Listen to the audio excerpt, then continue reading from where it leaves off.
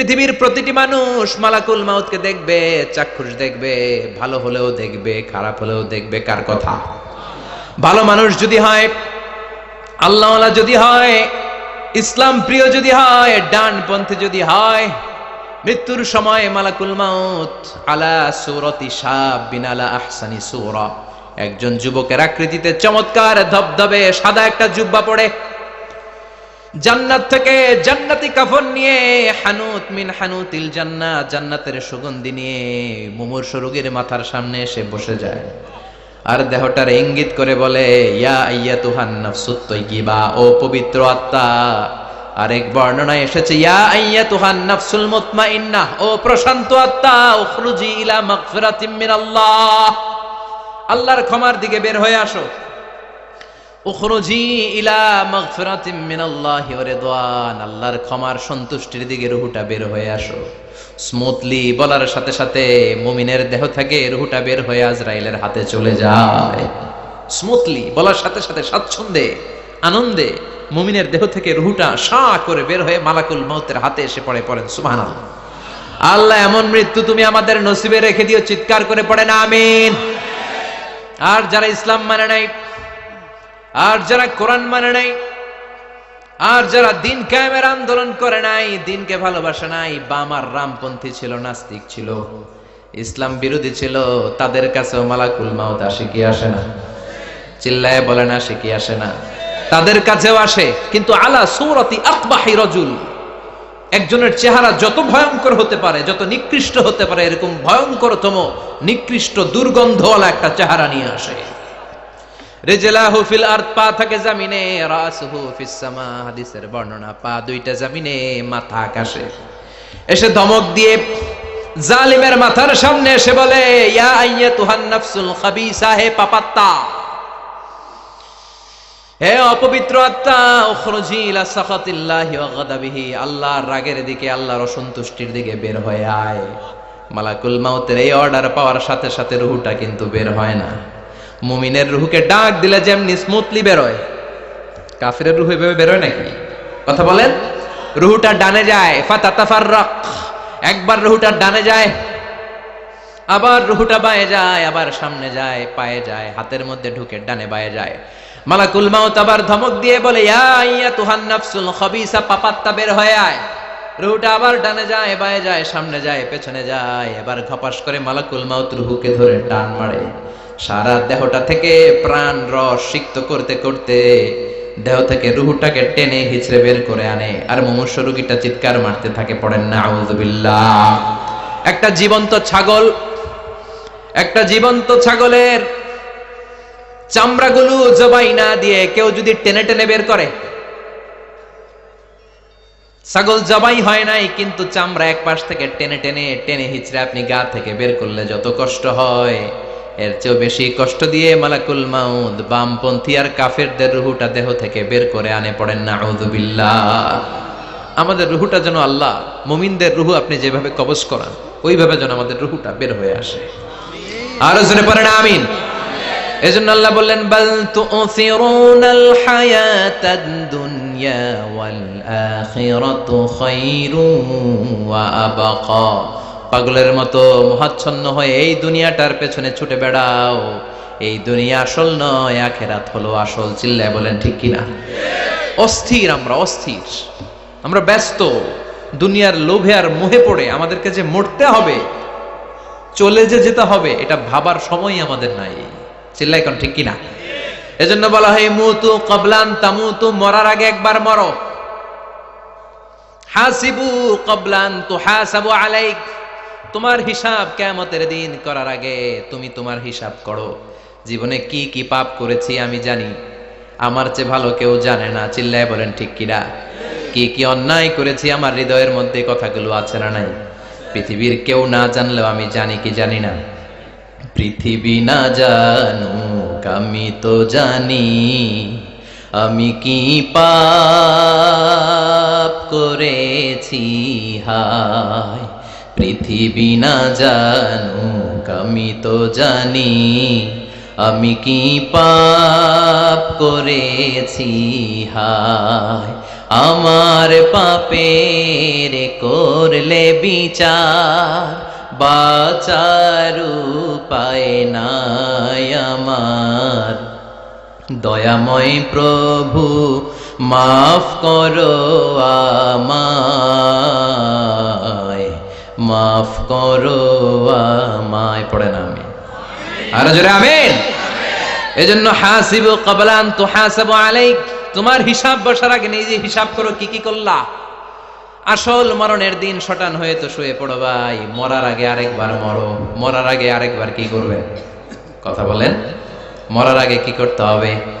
হঠাৎ একদিন বিছানায় শটান হয়ে শুয়ে যান, চক্ষুটা বন্ধ করেন, ভাবেন মরে গিয়েছেন, এই তো মালাকুল মাউত চলে এসে রুহটা নিয়ে গেল। আত্মীয় স্বজন চিৎকার চেঁচামেচি শুরু করে দিল, কান্নার রোল পড়ে গেল চারদিকে। মাইকের মধ্য দিয়ে, মসজিদের মাইকে অ্যানাউন্স হয়, অমুক এলাকার নিবাসী অমুক ভাই আমাদের মধ্যে দুনিয়ায় নাই, তার জানাজা হবে এশার নামাজের পর। সবাই এসে রুহের মাগফিরাত করেন। সবাই আপনারে দেখতে আসবে, কেঁদে কেঁদে লোকজন আপনারে কবর দিতে আসবে। চিল্লায় বলেন ঠিক কি না? কেঁদে কেঁদে সবাই আসবে, দেখার জন্য আসবে। ছেলেগুলো কাঁদবে, স্ত্রী কাঁদবে, বাবা মা কাঁদবে, বন্ধু বান্ধব কাঁদবে। আর ঘরের মধ্যে রাখা হবে না। এবার আপনাকে গোসল দেওয়ার পালা। চক্ষু বন্ধ করে চিন্তার দরকার আছে না নাই? কথা বলেন। হঠাৎ করে, হঠাৎ করে শুনবি একদিন আমার মৃত্যুর খবর। কেঁদে কেঁদে আসবে সবাই দিতে আমায় কবর, দিতে আমায় কবর। ঠিক কি না? একটু চোখটা বন্ধ করে ভাবেন, আপনাকে গোসল দেয়া হবে, জামাগুলো খোলা হবে। এত টাকা দিয়ে যে দামি গোসলখানা টাইলস লাগিয়ে ঘরে বানালেন, আপনার শেষ গোসলটা কি ওই দামি গোসলখানায় হবে? লাশ যেখানে ধোয়া হয় ওই জায়গায় ধোয়া হবে। আপনাকে কাফন পরানো হবে। আপনার কলিজার টুকরা ছোট বাচ্চাটারে বলা হবে, আব্বু দেখে যাও তোমার বাবারে শেষবারের মতো দেখো। আপনার বাবা মা শেষবারের মতো একটা নজর দিয়ে আপনার চেহারাটা দেখে নিবে। বন্ধু বান্ধবরা শেষবারের মতো একবার আপনারে দেখে নিবে। জানাজার জায়গায় নেওয়া হবে। হবে না এই ঘটনাটা আমাদের? হ্যাঁ, হবে কি না? হাজার হাজার মানুষ শেষ বিদায় দেওয়ার জন্য আসবে। চারটা তাকবীর দিয়ে ইমাম নামাজ শুরু করবে। আল্লাহু আকবার, আল্লাহু আকবার, আল্লাহু আকবার, আল্লাহু আকবার বলে নামাজ শুরু করবে। নামাজ শেষ। এবার পালকিতে করে কবরে যাওয়ার পালা। যেতেই হবে, যেতেই হবে। পালকিতে করে লোকজন নিতে শুরু করবে। কবরস্থানের ওই জায়গায় যেখানে মানুষ বছরে মানুষ না মরলে যায় না, ওই গহীন নিঝুম কবরস্থানে ঢুকানো হবে। পালঙ্ক থেকে নামিয়ে আপনার জন্য করে রাখা আগ থেকে কবরটার মধ্যে শুইয়ে দেয়া হবে। উপরে বাঁশ দিয়ে ছাউনি, শেষবারের মতো সবাই দেখে বাঁশের ছাউনির উপরে মাটি চাপা দিবে। ঠিক কিনা? চলে যাবে সবাই, কেউ নাই, অন্ধকার, শুধু অন্ধকার। এই অন্ধকার যেন শেষ হতে চায় না। এই ঘটনা ঘটবে না আমাদের? কথা বলেন, ঘটবে কিনা? এজন্য মরার আগে এগুলো চিন্তার দরকার আছে না নাই? মরার আগে আরেকবার মরার দরকার আছে না নাই? এজন্য রব্বুল আলামিন বলেন, বাল তুসিরুনাল হায়াতাদ দুনিয়া ওয়াল আখিরাতু খায়রুন ওয়া আবকা। এই দুনিয়ার জীবনটাকে তোমরা আসল জীবন মনে করো, এটা আসল জীবন নয়। আসল জীবন হলো কবরের জীবন। চিল্লায় বলেন ঠিক কিনা? আল্লাহ তোমার এই দুনিয়ায়, আল্লাহ তোমার এই দুনিয়ায় কেউ আসে কেউ চলে যায়, তবু তোমার ভয়ে কারো কাঁদে না হৃদয়। এই দুনিয়াতে আমার বদলে গেল মন। চারিদিকে দেখি শুধু সুখেরই স্বপন, ভাবলো না মন আল্লাহ ছাড়া,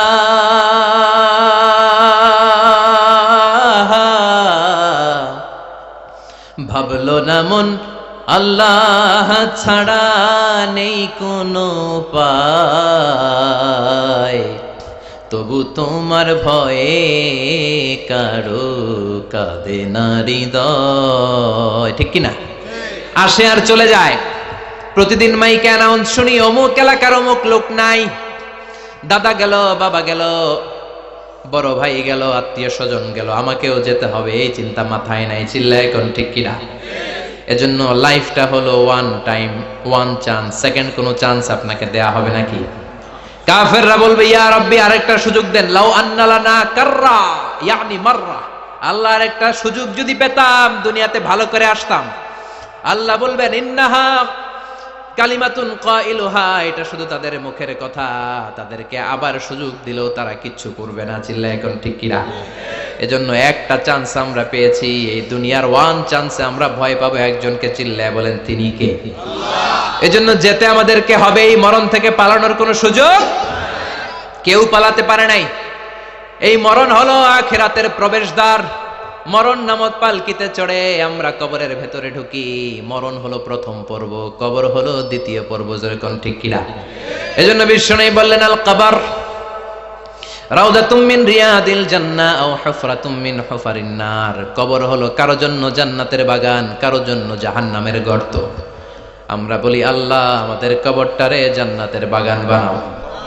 আর জোরে পড়েন আমিন। আবার বিশ্বনবী বললেন ইন্নাল কবরা আউয়াল মানজিল মিন মানাজিলিল আখিরাহ। কবর হলো আখিরাতের মঞ্জিলগুলোর প্রথম মঞ্জিল।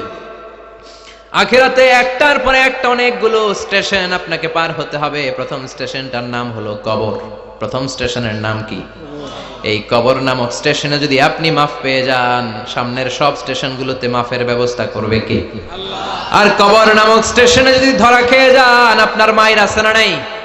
লাশটাকে যখন রাখা হয়, লাশটা চিনে কে আমারে রাখলো, কে আমাকে ধৌত করলো, কে আমারে কাফন পড়ালো। এজন্য বিশ্বনবী বলেছেন মুমূর্ষের সামনে বসে বসে পড়ো লা ইলাহা ইল্লাল্লাহু মুহাম্মাদুর রাসূলুল্লাহ। লাকিনু মাউতাকুম লা ইলাহা ইল্লাল্লাহ। মুমূর্ষের সামনে দাঁড়িয়ে দাঁড়িয়ে পড়ো লা ইলাহা ইল্লাল্লাহ। এই লা ইলাহা হচ্ছে জীবিতদের জন্য কালিমা, আর আমরা মরার পরে এই জিকির করি। ঠিক কি না?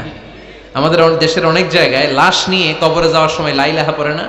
না, এটা আগের জিকির, মরার আগের জিকির। মরার আগে আপনাকে অ্যানাউন্সমেন্ট দিতে হবে আল্লাহ ছাড়া কোনো ইলাহ নাই, বিশ্বনবী হচ্ছেন শেষ নবী এবং রাসূল। চিল্লায় বলেন ঠিক কি না? লাশটাকে যখন রেখে দেয়া হয়, বিশ্বনবী যত মানুষকে কবরে রেখেছেন তারপরে দাঁড়িয়েছেন আর বলেছেন ইস্তাগফিরু লিআখিকুম, তোমার ভাইদের জন্য তোমরা দোয়া করো। ফাইন্নাহুল আনা ইউসআল, এখনই তাকে কবরে সওয়াল করা হবে। কবরে প্রশ্ন আছে না নাই? কথা বলেন। বিশ্বনবী খাদিজাতুল কুবরা, ওনার প্রথম স্ত্রী খাদিজাতুল কুবরা তাহেরাকে কবরের মধ্যে রেখে দিয়ে কাঁদতে শুরু করলেন, চোখের পানি ছেড়ে অনেক দোয়া করলেন। দোয়া শেষে সব সাহাবারা ঘরে ফিরে যায়, বিশ্বনবী যায় না। সাইয়েদনা আবু বকর বললেন ও নবী চলেন ঘরে যাই, অনেক তো দোয়া করলেন। বিশ্বনবী বললেন আবু বকর তুমি যাও, আমি যাব না। এইটা সাধারণ মহিলা না, এটা বিপদের দিনের সঙ্গিনী খাদিজা। মক্কায় যখন আমার কেউ ছিল না, খাদিজা আমারে ভুলে নাই। 3 বছর কাফিররা আমাকে জেলখানায় বন্দি রেখেছে, নাম শিয়াবে আবি তালেবের জেলখানা। আমার স্ত্রী ওই জেলখানার জীবনেও আমারে ছাড়ে নাই, আমার সাথে 3 বছর খাদিজাও জেল খেটেছে। এই একটাই মহিলা, যেই মহিলাকে আল্লাহ আরশের উপর থেকে সালাম দিয়েছে, মহিলাটার নাম খাদিজা। আল্লাহু আকবার। আমার সব সন্তান আল্লাহ খাদিজার পেট থেকে দিয়েছে। ফাতিমাতুজ জোহরা খাদিজার মেয়ে, জাইনাব খাদিজার মেয়ে, উম্মে কুলসুম খাদিজার মেয়ে, রুকাইয়া খাদিজার মেয়ে, আবুল কাসেম বিশ্বনবীর ছেলে খাদিজার ছেলে, আব্দুল্লাহ যাকে তাইয়্যিব এবং তাহের নামে আমরা চিনি, সেও খাদিজার ছেলে। সুবহানাল্লাহ। ও আবু বকর, আমার এই কলিজার টুকরা প্রিয়তমা খাদিজারে রেখে দিয়ে কেমনে বাসায় যায়? তুমি যাও, আমি দাঁড়িয়ে থাকবো। এখনই মুনকার নাকির এসে খাদিজারে প্রশ্ন করবে, আমি দেখব খাদিজা উত্তর দিতে পারে কিনা। আর প্রশ্নের উত্তরে যদি ভুল করে ফেলে, কবরের উপর থেকে আমি নিজে প্রশ্নের উত্তর দিয়ে দেব। সাইয়েদনা জিবরাইল বললেন নবী আপনার আর দাঁড়িয়ে থাকার দরকার নাই, আবু বকরের সাথে ঘরে চলে যান। আল্লাহ জানিয়ে দিয়েছে খাদিজার কবরের প্রশ্নে যদি কোনো সমস্যা হয়, আরশের উপর থেকে খাদিজার প্রশ্নের জবাব আল্লাহ নিজে দিয়ে দিবে। এজন্য কবরের আযাব থেকে বিশ্বনবী পানাহ চেয়েছেন। বিশ্বনবী বলেছেন, আল্লাহুম্মা ইন্না নাউযু বিকা মিন আযাবিল কবর। ও আল্লাহ, কবরের আযাব থেকে তুমি আমাদেরকে বাঁচাও। পড়েন আমিন। কবরে মুমিনদেরকে 4টা প্রশ্ন করা হবে, কাফিরদেরকে 3টা প্রশ্ন। চিৎকার করে বলেন, মুমিনের প্রশ্ন কয়টা? আর জোরে বলেন। প্রথম প্রশ্ন, মার রব্বুক, তোর রবের নাম কি? আমরা কি বলবো? আল্লাহ আমারে রব, এই রবি আমার সব, দমে দমে তনু মনে তারি অনুভব। আল্লাহ আমারে রব, এই রবি আমার সব। পড়েন আমিন। দ্বিতীয় প্রশ্ন, আমার দিন, উত্তর দিনের নাম কি? ধর্মের নাম কি? তৃতীয় প্রশ্ন, আমান হাযার রাজুল, এই লোকটা কে? কে? আমরা বলবো মুহাম্মদ সাল্লাল্লাহু। 3টা প্রশ্নের উত্তর যখন আপনি কবরে করে দিতে পারবেন, অতিরিক্ত একটা প্রশ্ন, ওয়ামা ইলমুক, এই যে 3টা প্রশ্নের উত্তর পাল্লা, কেমন করে উত্তর জানলা? কোত্থেকে শিখেছো? নকল করে আনছো কাফনের কাপড়ে? পরীক্ষার হলে নকল আছে না নাই? হাতে নকল আছে না? পায়ে নকল, মোজার ভিতরে নকল আছে না নাই? মোবাইলে নকল আছে না নাই? নকল থেকে আল্লাহ তুমি বাঁচাও। আরো আসতে কোন আমি। কিভাবে জানলা? কেমন করে 3টা প্রশ্নের উত্তর শিখলা? What is the source of your knowledge? তথ্যসূত্র কি? আপনাকে বলতে হবে আমি যেই কিতাবটা থেকে শিখেছি কিতাবটার নাম কি? চিল্লায় বলেন, কি নাম?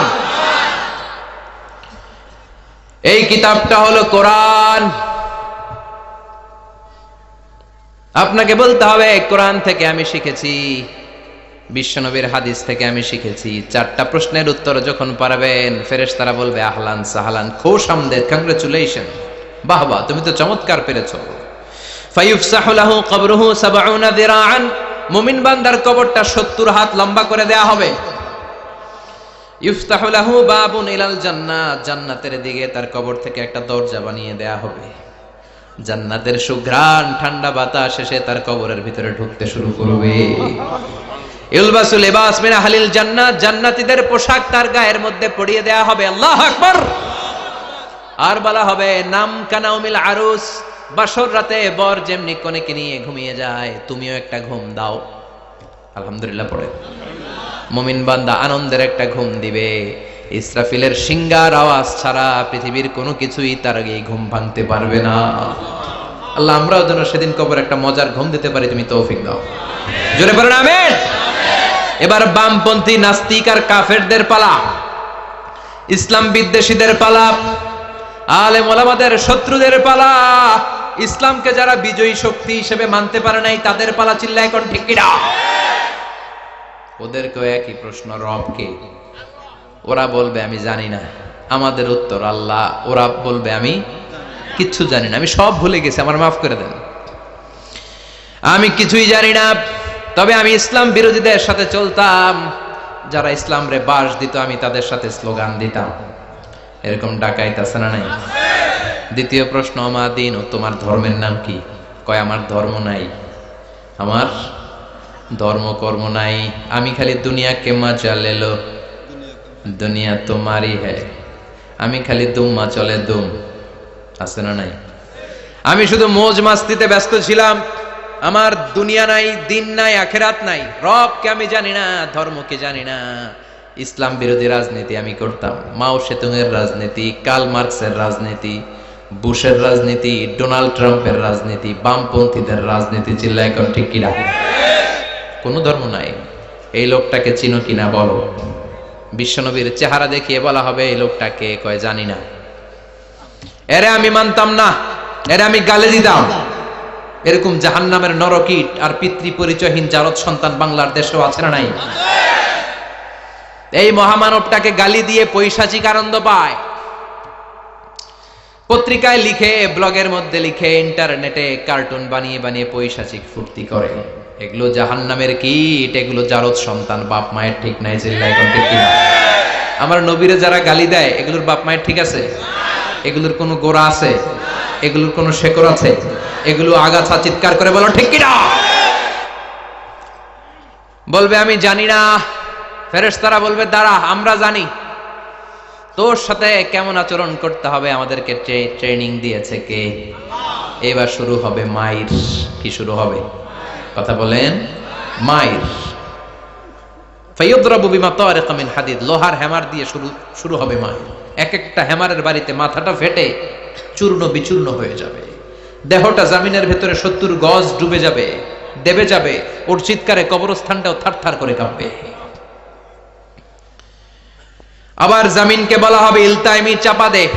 জামিনে ঢুকে যাওয়ার পরে জামিনের এপাশ থেকে একটা চাপা, মাটি চাপা, বাম দিক থেকে মাটি চাপা, দুই চাপায় ডান দিকের পাজর বায়ে চলে যাবে, বাম দিকের পাজর ডানে চলে আসবে। ওর চিৎকারে কবরস্থানটা থার থার করে কাঁপবে। আল্লাহ, এই ধরনের পরিস্থিতি থেকে তুমি আমাদেরকে বাঁচাও।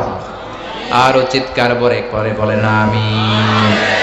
এজন্য কবরের এই প্রস্তুতি নেওয়ার দরকার আছে না নাই? কোরআনের পক্ষে থাকার দরকার আছে না নাই?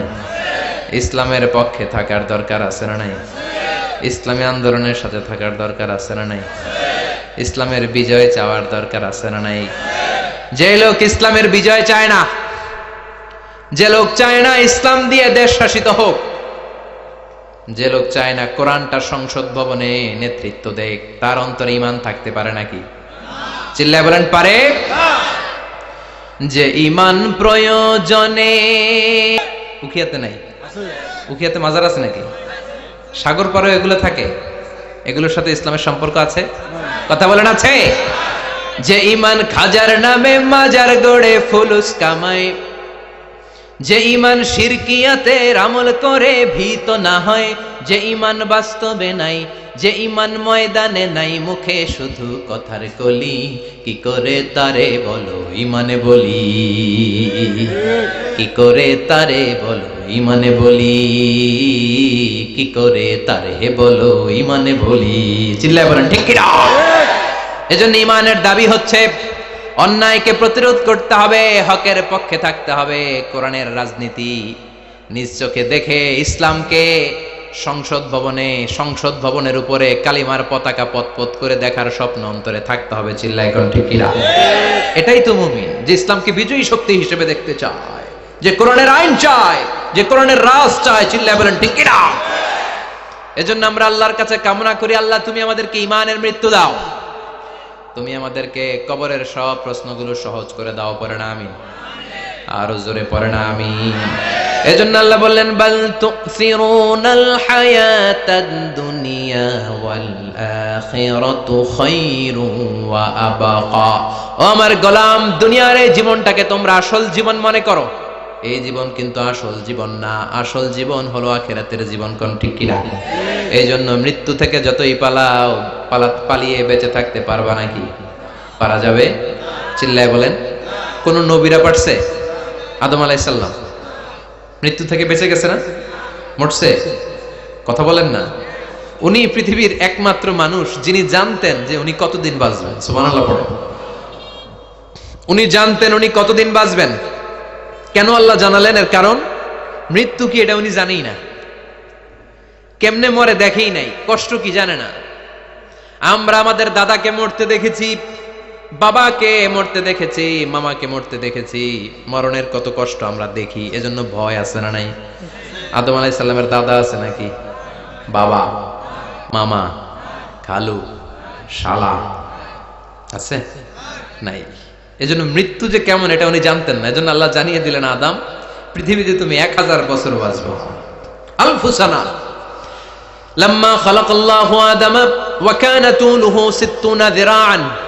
বুখারীর বর্ণনা, সাইয়েদনা আদম আলাইহিস সালামকে বানানোর পরে আল্লাহ 60 হাত লম্বা বানালেন। কয় হাত? জোরে বলেন, আরো জোরে। 60 হাত লম্বা। এরপরে ওনার ঔরসে পৃথিবীতে যত নারী আসবে, পুরুষ আসবে রুহের জগতে, সবগুলো রুহুকে বসিয়ে দিলেন বৈঠকে। সুবহানাল্লাহ। বিশাল কনফারেন্স রুম। আমরাও ছিলাম না? আমাদের রুহুটাও ছিল। সাইয়েদনা আদম বললেন, আল্লাহ এরা কারা? আল্লাহ বললেন, আদম এগুলো সব তোমার সন্তান। সাইয়েদনা আদম অবাক দৃষ্টিতে, অপলক নয়নে নিজের সন্তানদের রুহগুলো দেখতেছিলেন। দেখতে দেখতে হঠাৎ একটা রুহুকে ভালো লেগে গেল। বললেন, আল্লাহ এটা কার রুহু? আল্লাহ বললেন, এটা দাউদ আলাইহিস সালামের রুহু। পড়েন সুবহানাল্লাহ। আল্লাহ এটাকে দেখতে বড় ভালো লাগে। কার রুহু? এটা তোমার ছেলে নবী হবে, নবী দাউদের রুহু। কাম উমরু, আল্লাহ দুনিয়াতে সে কয়দিন বাঁচবে? আল্লাহ বললেন আরবাউনা সানা, 40 বছর। কয় বছর? সবাই বলেন কয় বছর? 40 বছর। সাইয়েদনা আদম বললেন মাবুদ, আমার এত সুন্দর কলিজার টুকরা সন্তান দাউদ আলাইহিস সালামকে দুনিয়াতে মাত্র 40 বছর আপনি কেন দিলেন? আল্লাহ, প্রথম মানুষ এবং নবী হিসেবে আপনার কাছে ফরিয়াদ করি, আমার ছেলে দাউদের বয়স বাড়ায়া দেন। আল্লাহ কয় না, হাদা কদ কুতিবা, এটা লেখা হয়ে গেছে। রুফিআতিল আকলাম ওয়া জাফফাতিস সুহুফ, লিখে ফেলছি, কলম শুকায় গেছে, কালি শুকায় গেছে, এটা চেঞ্জ করা যাবে। সাইয়েদনা আদম বললেন আল্লাহ, আমি বাঁচমু কয় বছর? কয় তুমি থাকবা কয় বছর? আলফুসানা, 1000 বছর। মনে আছে? আল্লাহ, আমার 1000 বছরের দরকার নাই, আমি আমার 1000 বছর থেকে 60 বছর আমার ছেলে দাউদরে আমি দিয়ে দিলাম। আদম আলাইহিস সালামের 1000 বছর থেকে 60 বছর যদি দান করে দেয়, ওনার আর কত রইল? 940। আর 60 বছর যদি দাউদ নবীর 40 বছরের সাথে যোগ দেয়া হয়, উনি পেলেন কয় বছর? 100। সাইয়েদনা আদম পৃথিবীতে আসলেন, এসে থাকতে শুরু করলেন। দিন গড়িয়ে রাত আসে, মাস গড়িয়ে বছর আসে, বছর যায় বছর আসে। ঠিক 940 বছর পর মালাকুল মাউত আদম আলাইহিস সালামের কাছে আসলেন, বললেন আনা মালাকুল মাউত উকিলা বিকুম, আপনাদের জন্য আল্লাহ আমাকে বানিয়েছে রূহ কবজ করতে। ও আদম, আবুল বাশার, পৃথিবীর প্রথম মানব, প্রথম নবী, আপনার সময় শেষ, রেডি হন। কি হন? খেলা শুরু হবে, এখনই রূহ কবজ করে নিয়ে যাব। সাইয়েদনা আদম বলে, এখন আসছো কেন? আমার আরো 60 বছর বাকি আছে। মালাকুল মাউত বলে, না, আপনি রূহের জগতে আল্লাহর কাছে আপনার সন্তান দাউদকে কয় বছর দিয়েছিলেন? 60 বছর। এজন্য 940 বছর আপনার জন্য লেখা। আমি এখন আপনার রূহ কবজ করতে চাই। সাইয়েদনা আদম বলে, আমি মানি না, আমি কাউরে দেই নাই 60 বছর, আমি দেই নাই, আমি আরো বাঁচবো, আমি আরো বাঁচবো, 60 বছর আমি বাঁচবো, আমি কি দেইটাই নাই। মিয়া যাও। মালাকুল মাউত আল্লাহর যে বলে আল্লাহ দেয় নাই বলে, আসলে ভুলে গেছে। আসলে আফাতুল ইলমি আন নিসিয়ান, মানুষ ভুলে যায়, মানুষ বড্ড ভুলে যায়। আমরা অনেক সময় খাইয়াও কই খাই নাই। অনেক কিছু আপনি দিছিলেন কিন্তু ভুলে যাই, গলার নিচ দিয়ে নামার পরে কই তুমি কিচ্ছু দাও নাই। আছে না নাই? নাসিয়া আদম ফানাসিয়া বানু, আদম আলাইহিস সালাম ভুলে গেছেন, তাই আমরাও ভুল করি, ঠিক কি না?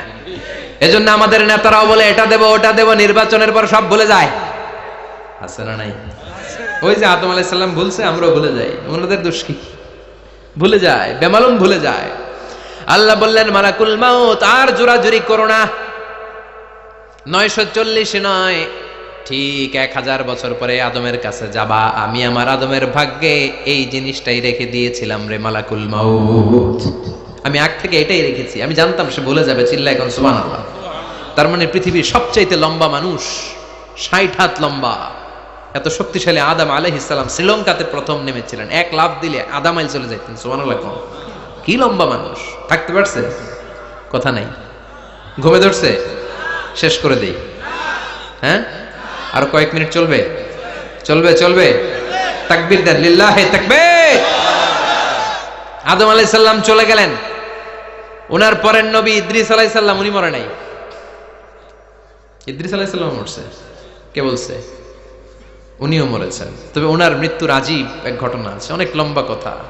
এক ফেরেশতার সাথে ওনার বন্ধুত্ব হয়েছিল। বলেছিলেন আমি আকাশ দেখতে চাই, আল্লাহর কাছে অনুমতি চাই। আল্লাহ বলল ঠিক আছে, ইদ্রিসকে আকাশে ঘোরাও।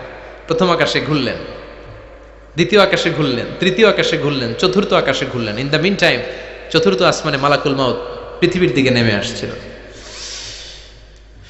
ওই ফেরেশতা বলে মালাকুল মাউত আপনি কই যান? মালাকুল মাউত বলে একটু আগে আল্লাহ ফরমান জারি করেছে, চতুর্থ আসমানে আমার নবী ইদ্রিসের রূহ কবজ করো।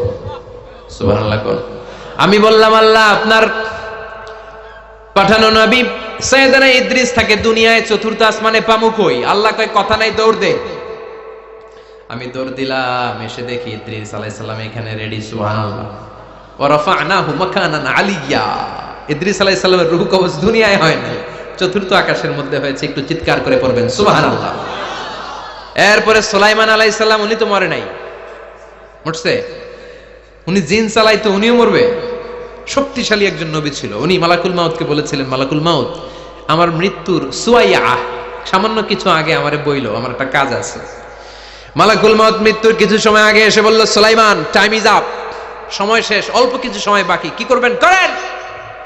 সাইয়েদনা সুলাইমান জিনদেরকে ডাকলো, ও জিনেরা, বিশাল একটা প্রজেক্ট আছে, প্রজেক্টে কাজ শুরু করো। আর কিছু জিনকে বলল, চারদিকে গ্লাস ফিটিং করা একটা রুম বানাও। সাইয়েদনা সুলাইমান আলাইহিস সালাম গ্লাস ফিটিং করা রুমের ভেতরে ঢুকলেন। এই রুমে ঢুকার দরজা নাই, হাতে একটা লাঠি নিলেন। কি নিলেন? লাঠির মধ্যে ভর করে দাঁড়িয়ে রইলেন আর জিনদের দিকে তাকিয়ে রইলেন। জিনেরা এত বদমাশ ছিল, সাইয়েদনা সুলাইমান দাঁড়িয়ে না থাকলে কাজ করতো না। ছিল ফাঁকিবাজ। কি ছিল? দাঁড়ায় না থাকলে আজও লোকজন কাজ করতে চায় না, ঠিক কিনা? মালিক দাঁড়ায় থাকলে ঠিকই কাজ হয়ে যায়। সুলাইমান আলাইহিস সালাম লাঠির মধ্যে ভর দিয়ে দাঁড়িয়ে রইলেন আর বললেন, কাজ করো। জিনেরাও কাজ শুরু করলো। ওদিকে মালাকুল মাউত এসে বলে, ও সুলাইমান সময় তো শেষ। সুলাইমান বলে, সমস্যা নাই, রূহ কবজ করো।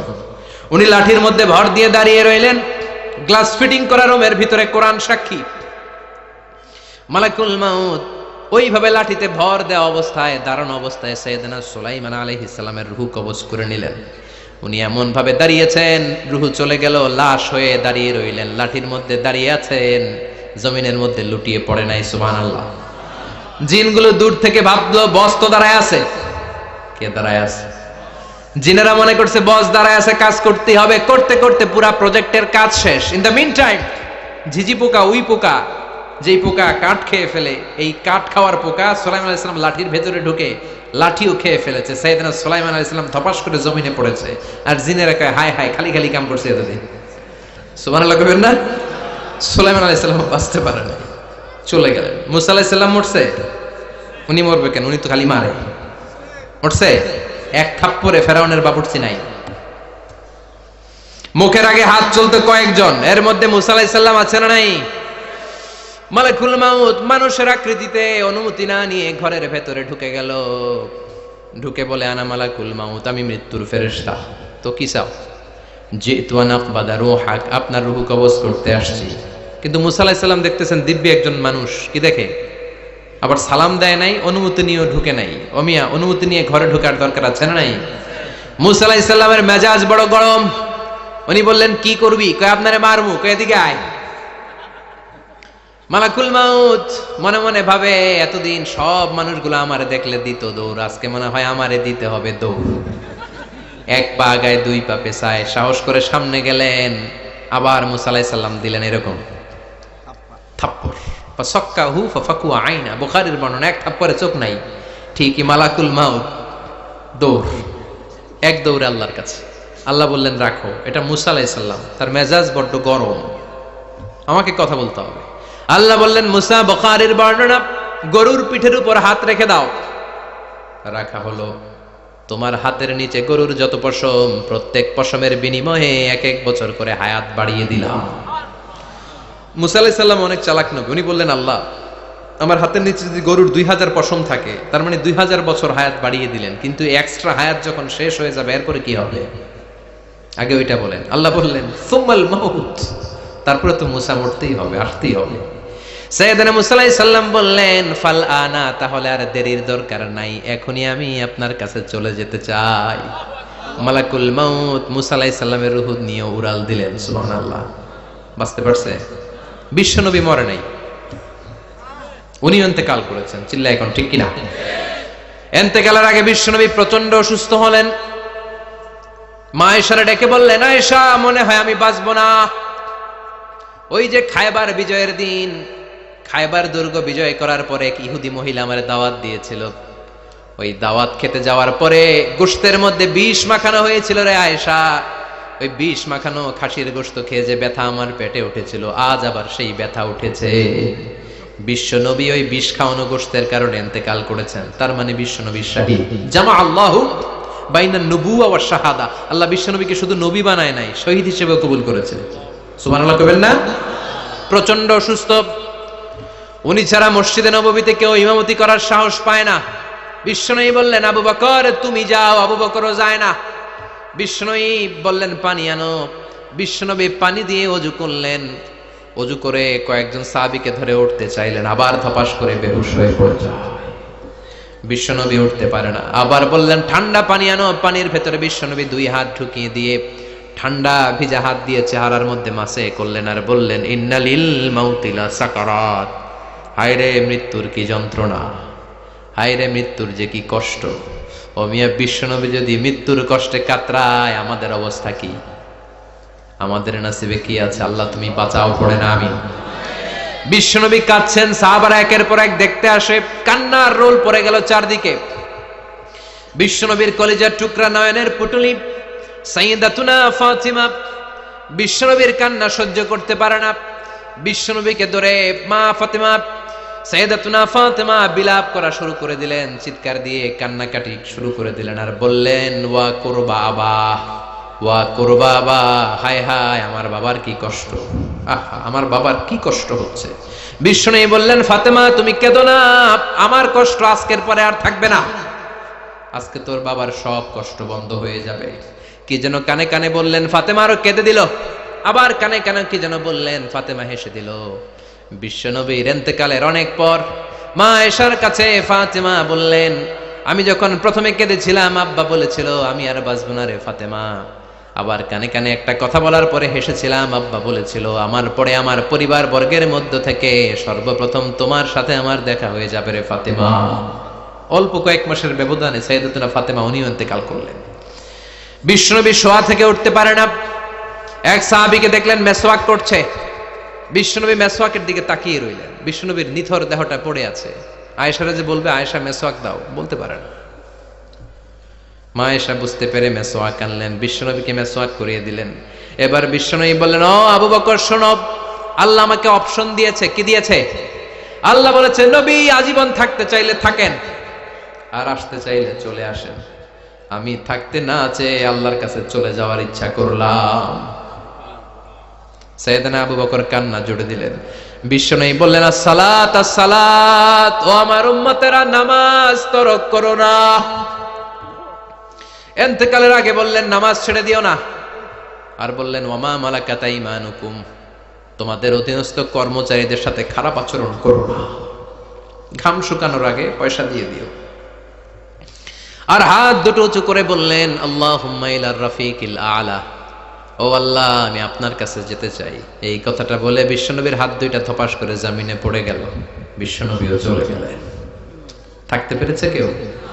চিল্লায় বলেন। এজন্য আমরা আল্লাহর কাছে ঈমানি মৃত্যু চাই। কি মৃত্যু? আমরা উত্তম মৃত্যু চাই। চিল্লায় বলেন কি মৃত্যু? এজন্য মরণের আগে ঈমান নিয়ে মরার দরকার আছে না নাই?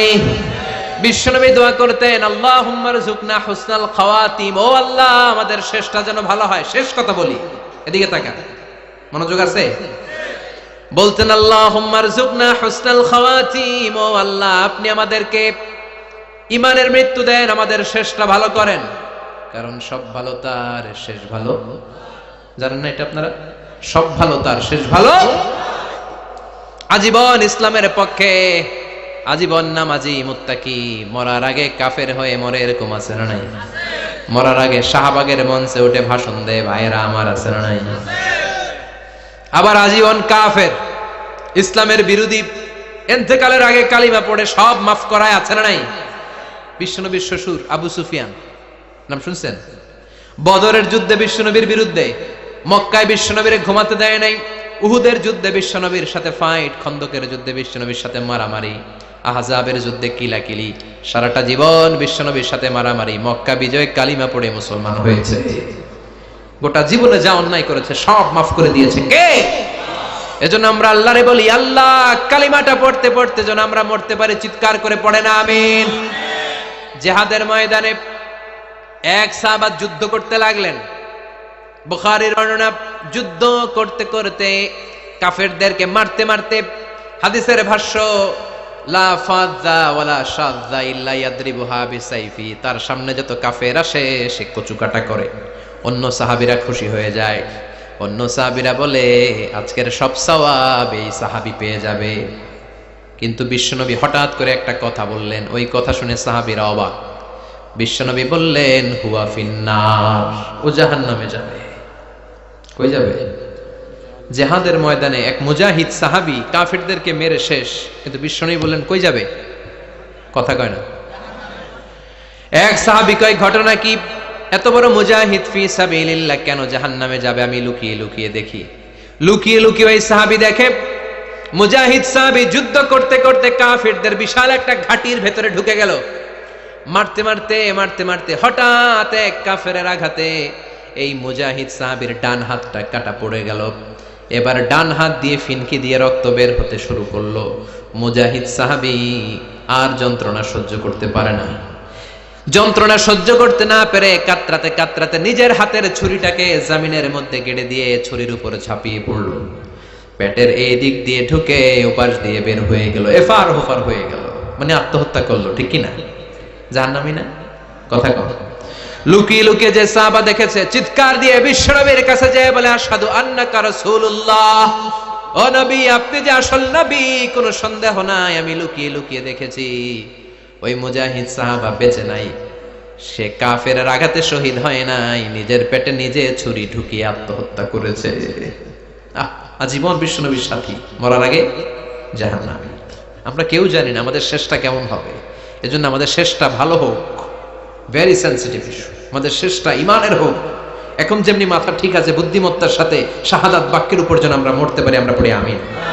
চিল্লায় পড়ে না আমিন। কি করে বুঝবেন মৃত্যুটা ভালো হলো? এক নাম্বার আলামত আন-নুতকু বিশ-শাহাদা।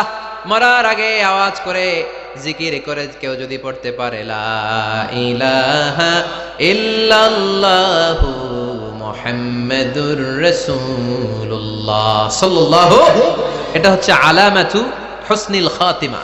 আপনার মৃত্যুটা যে ভালো মৃত্যু হয়েছে এটার আলামত। কি মৃত্যু? সবাই বলেন ভালো মৃত্যু আমরা চাই কি চাই না? ভালো মৃত্যুর এক নাম্বার আলামত কালিমা পড়ে যদি মরতে পারে। বিশ্বনবী বলেন মান কানা আখিরু কালামিহি লা ইলাহা ইল্লাল্লাহ, যে ব্যক্তির সর্বশেষ কথাটা হবে, বাক্যটা হবে লা ইলাহা ইল্লাল্লাহ, দাখালাল জান্নাহ, সে জান্নাতি হয়ে যাবে। সুবহানাল্লাহ পড়েন। এরপরে বিশ্বনবী বললেন আল মুমিনু ইয়ামুতু বিজাবি ইরকিল জাবিন, মুমিন যখন মারা যায় তার কপাল ঘেমে যায়। সুবহানাল্লাহ পড়েন। হাত ঘামে না, পা ঘামে না, মুমিনের কপাল ঘামে। সুবহানাল্লাহ। এজন্য কেউ মারা গেলে কপালের মধ্যে হাত দিবেন, দেখবেন ওই ঘামের মধ্যে একটা জান্নাতি ঘ্রাণ আছে। সুবহানাল্লাহ। আল্লাহ আমরা যখন মরে যাব আমাদের কপালটা যেন এরকম ঘেমে যায়। আমিন পড়েন আর জোরে আমিন। আল মুমিনু ইয়ামুতু বিআরাকিল জাবিন, মুমিন মারা গেলে তার কপাল ঘামে। কপাল ঘামলে বুঝতে হবে এটা ভালো মৃত্যু, ইমানি মৃত্যু। চিল্লায় বলেন ঠিক কি না? এরপরে বিশ্বনবী বললেন ফি লাইলাতিল জুমা, জুমার রাতে যদি মরে, আও ফি শাহরি রমাদান, কিংবা রমজান মাসে যদি মরে, আও ফি সাফারিল হজ, কিংবা হজের সফরে যদি মরে। বাংলার জমিন থেকে অনেক হাজিরা হজ করতে যায়, অনেকে ওইখানে যে আরাফাতের ময়দানেও মারা যায়, এরকম হাজি আছে না নাই? খুশনসিব, এটা খুশনসিব। আলহামদুলিল্লাহ পড়ে। এরপরে বিশ্বনবী বললেন মাউতুশ শাহাদা, আল্লাহর রাস্তায় জিহাদ করে কালেমার বাণীকে উপরে তুলে ধরার জন্য কেউ যদি শাহাদাতের বাণী, শাহাদাতের পেয়ালা পান করে, শাহাদাতের মৃত্যুর চাইতে ভালো মৃত্যু আর হতে পারে? শাহাদাতের মৃত্যুর চাইতে শ্রেষ্ঠ মৃত্যু আছে নাকি? কথা বলেন। আমরা শহীদ হতে চাই কি চাই না? আমাকে শহীদ করে ওই মিছিলে শামিল করে নিও, আমাকে শহীদ করে সেই মিছিলে শামিল করে নিও, যে মিছিলের নেতা মীর হামজা, খোবায়েবে খাব্বাব, আল্লাহর কাছে তারা অতি প্রিয়, শামিল করে নিও, আমাকে শহীদ করে সেই মিছিলে শামিল করে নিও। পড়েন আমিন। শাহাদাতের তামান্না যেই মুমিনের অন্তর নাই, অন্তরের ভেতরে নাই, ওই লোক কি মুমিন হতে পারে নাকি? মান সাআলাল্লাহ শাহাদা, বিশ্বনবী ফরমান যে ব্যক্তি আল্লাহর কাছে শাহাদাতের মৃত্যু চায়, বাল্লাগাহুল্লাহু মানাজিলাশ শুহাদা ওয়া ইন মাতা আলা ফিরাশিহি, কেউ যদি আল্লাহর কাছে শাহাদাত অন্তর থেকে কামনা করে, রব্বুল আলামিন ওই ব্যক্তিকে শাহাদাতের মর্যাদায় নিয়ে যাবেন, যদিও সে বিছানায় পড়ে পড়ে মারা যায়। বিছানায় পড়ে মারা গেছেন, কিন্তু অন্তরে কামনা ছিল, আল্লাহ আমারে তুমি শাহিদ হিসেবে কবুল করো। শাহিদদের কাতারে আপনারা দাঁড় করায় দিবে কে?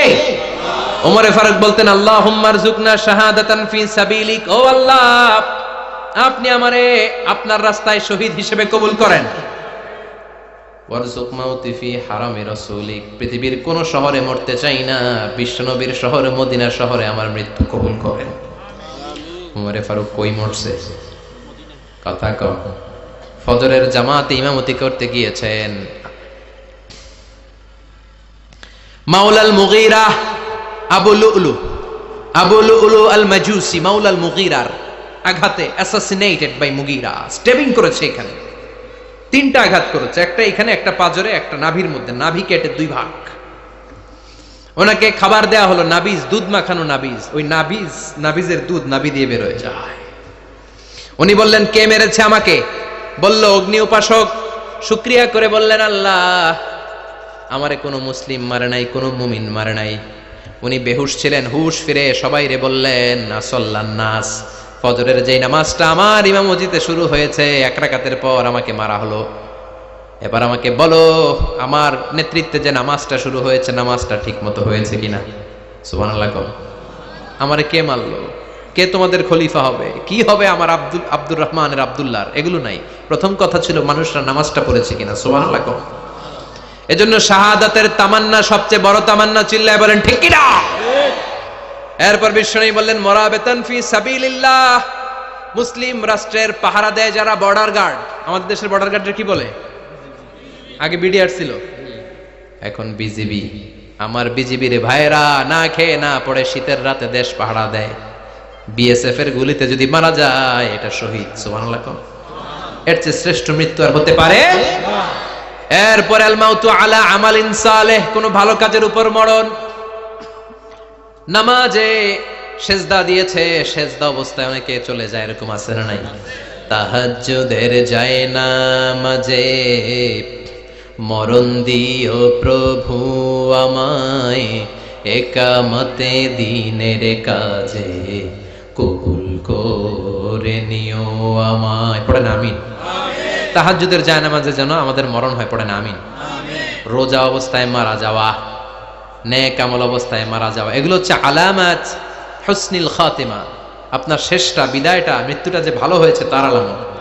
আল্লাহ এই যে কথাগুলো বললাম, শ্রেষ্ঠ শ্রেষ্ঠ মৃত্যু, আমাদের মৃত্যুগুলো ওইরকম করে দিও। চিৎকার করে পড়েন আমিন, আওয়াজ করে পড়েন আমিন।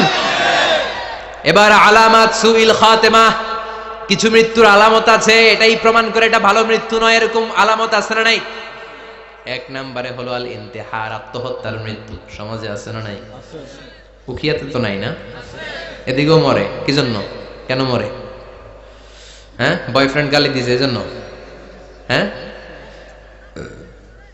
মান কতালা নাফসাহু বিশাইইন উযযিবা বিহি ইয়াউমাল কিয়ামা, যে জিনিস দিয়ে যে যাকে মেরেছে, আত্মহত্যা করেছে, সুইসাইড করেছে, কিয়ামতের দিন ওই জিনিস দিয়ে সে তাকে মারবে, এটাই হবে তার শাস্তি।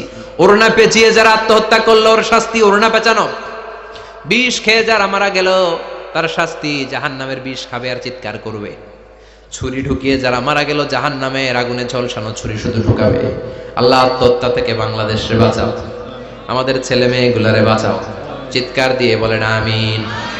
আত-তাআক্কুদ ফিল লিসান ফিলা ইলাহা ইল্লাল্লাহ, আজীবন কালেমা পড়ে নাই, আজীবন কালেমারে বাস দিয়েছে, এখন মরার সময় সবাই কয় কলমা পড়েন, কলমা পড়ে, এখন পড়তে চায় মাগার মুখ দিয়ে বাইর হয় না। আছে না নাই? এরকম ডাকাই দুখিয়াতে নাই, কলমা পড়তে পারে না, আটকায় যায়, মরে গেছে। এই মৃত্যুটা কি ভালো? কথা বলে। ফি হালাতি শুরব, অনেকে মদ খাইতে খাইতে মরে, আছে না নাই? জুলুম করতে করতে মরে, আছে না নাই? অন্যের জায়গা দখল করে মরে, এরকম আছে না নাই? ফি হালাতি ইরতিকাবিল কাবায়ের, যে কোনো কবিরা গুনাহ কর অবস্থায় যদি মারা যায় এটা খারাপ মৃত্যু, অপমৃত্যু, এটা জান্নাতি মৃত্যু নয়। চিৎকার করে বলেন ঠিক কি না? এরপর ফি সাখাতিল ওয়ালিদাইন, বিশ্বনবী বললেন কোন ছেলে যদি মারা যায় এমন অবস্থায় মা বাবা তার উপর রাগান্বিত, এটা ভালো মৃত্যু? কথা বলেন। পৃথিবীর চেয়ে, গোটা পৃথিবীর বুকে মায়ের চেয়ে আপন কেউ আছে নাকি? এই মায়ের মনে কষ্ট দিয়ে ওই অবস্থায় যদি মারা যায়, এই মৃত্যুটা অনেক খারাপ, চিল্লায় বলেন ঠিক কিনা? এজন্য মায়ের সাথে খারাপ আচরণ করবেন নাকি? কথা বলেন। যার মা নাই সে জানে মা না থাকার কি জ্বালা, ঠিক কিনা? যখন রাত্রি নিঝুম এই চোখে ঘুম, একলা শুধু ঘরে, তোমায় মনে পড়ে মাগো, তোমায় মনে পড়ে।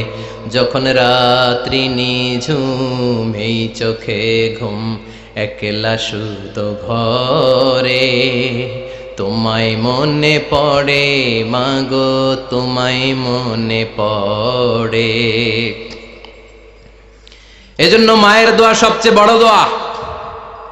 মা রেগে আছে, মা বদদোয়া দিয়েছে, বাবা বদদোয়া দিয়েছে, বাবা আপনার উপর অসন্তুষ্ট, ওই অবস্থায় ছেলে মরলে এটা কি ভালো মৃত্যু? এরপরে স্বামী যদি নাখোশ থাকে স্ত্রীর উপর, স্বামী যদি স্ত্রীর উপর রেগে থাকে, অসন্তুষ্ট থাকে, ওই অবস্থায় স্ত্রী যদি মারা যায়, এটাও খারাপ মৃত্যু। চিল্লায় বলেন, এটাও খারাপ মৃত্যু। এরপরে লাউ ফারিহাল মুসলিমুনা বিমাউতি, কোন লোক মারা গেলে যদি এলাকার মুসলমানরা খুশি হয়, এটা কি ভালো মৃত্যু নাকি? কোন লোক মারা গেলে এলাকার মুসলমানরা যদি আল্লাহর শুকরিয়া করে, এটা কি ভালো মৃত্যু নাকি? আমরা কি ভালো মৃত্যু চাই নাকি খারাপ? আমরা শাহাদাতি মৃত্যু চাই, ঈমানের মৃত্যু চাই। পড়েন আমিন। এজন্য রব্বুল আলামিন বলেন, বাল তুসিরুনাল হায়াতাদ দুনিয়া ওয়াল আখিরাতু খায়রুন ওয়া আবাকা। ক্ষণস্থায়ী দুনিয়াটাকে তোমরা বড় মনে করো, এটা বড় না, বড় হলো আখিরাতের জীবন।